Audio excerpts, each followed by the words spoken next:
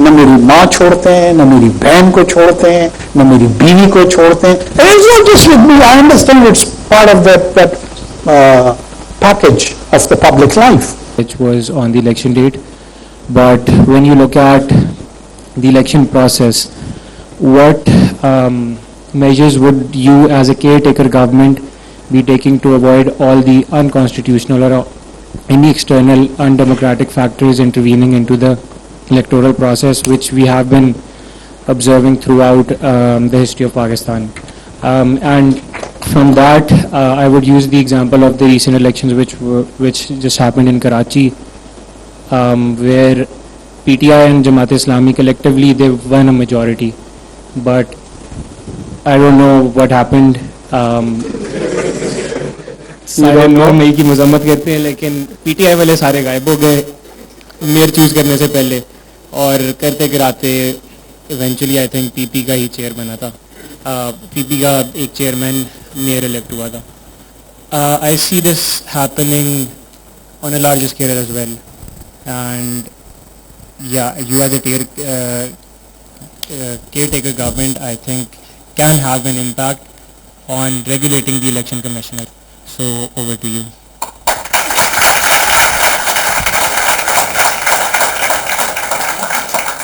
Once we are done with the clapping part, I'll start. Look, let's have an honest conversation rather than a clever one. Okay?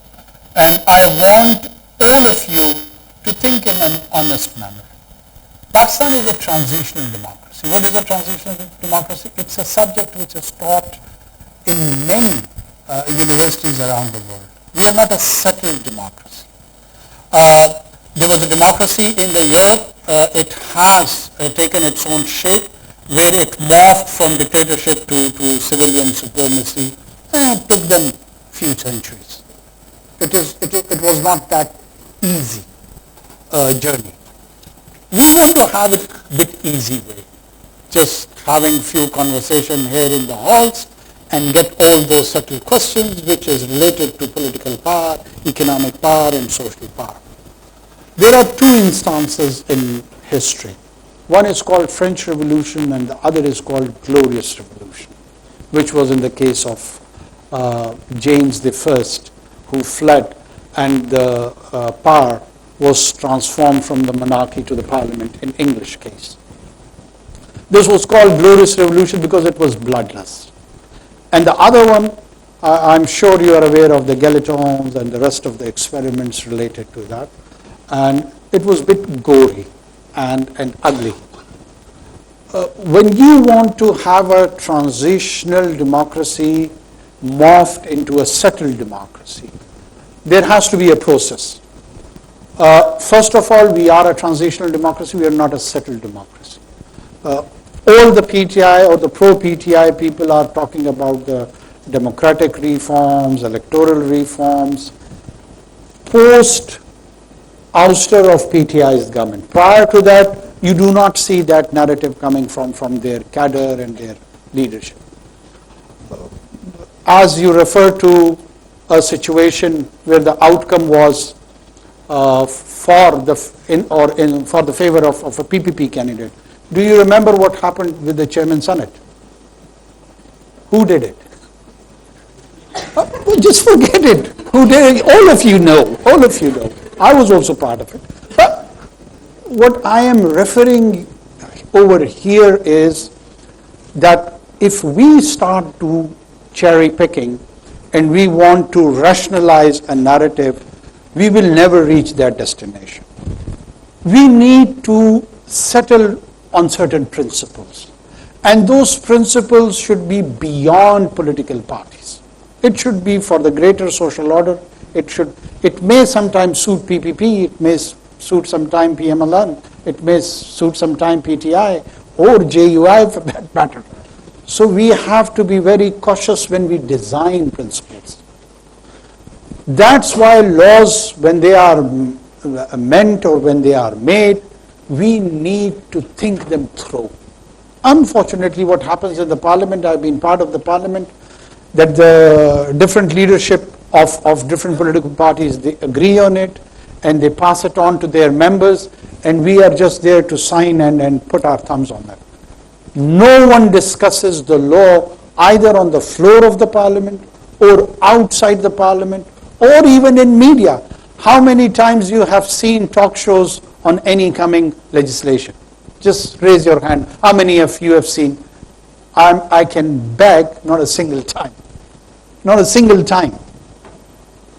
Can you have a honest conversation about shaping up the political positions and view in such a milieu?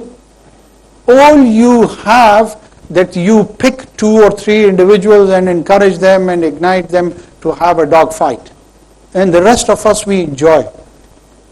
And this is the level, and we have turned our tastes for such a consumption of information. And this is part of the tragedy. I wish we had informed discourse like the one we are having right now. What's the problem with that 24-inch screen? Why can't it provide such informed discourse? Why? All they have to do, they have to bring a guy from PTI, a guy from PMLN, and a guy from PPP, and encourage them to have a dog fight, and we will be just cooking during that time or having coffee and enjoying, and then next morning sending WhatsApp to each other. Usne uski pitai ki, usne usko mara, usne usko gali. This part of political and social culture. You don't give me an opportunity to refer to the conversation on X, previously Twitter. Have you seen the kind of hate, the kind of abuse? When I go through those remarks, I feel so low that I am part of this nation. न मेरी माँ छोड़ते हैं, न मेरी बहन को छोड़ते हैं, न मेरी बीवी को छोड़ते हैं. And it's not just with me. I understand it's part of that package of the public life. Tomorrow you will be here in this position, and you have to go through this. She will be the one who would come to this position. She has to go through this. Think about it. We are all human beings. Do you feel good if you get abused on these relations which I was mentioning? For holding a political opinion, which may be even wrong. I might be having a wrong political opinion. What's problem with my dead sister who gets abused? What is the fault of my dead mother who gets abused? Why my wife? She's a housewife. Why does she has to be abused? And all of us, we know we have encouraged this culture. I, as a normal citizen of this country, I honestly feel so strongly, and I am so confused at the time, that what are we doing with this generation? Because anyone on Twitter definitely is computerly literate. He's not an illiterate person. He's not part of the problem.